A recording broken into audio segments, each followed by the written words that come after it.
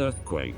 6.4 quake felt near Ngunguru, New Zealand. A magnitude 6.4 earthquake was reported Wednesday morning at 12:01 a.m.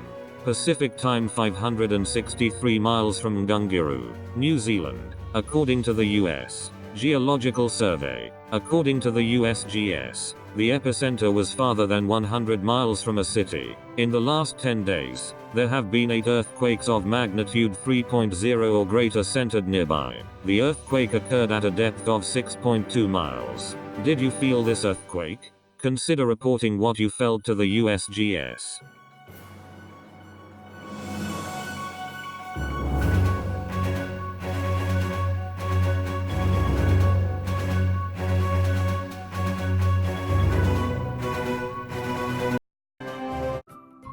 Thank you for watching.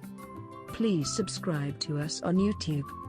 If you like, donate to us, visit home on the page PayPal.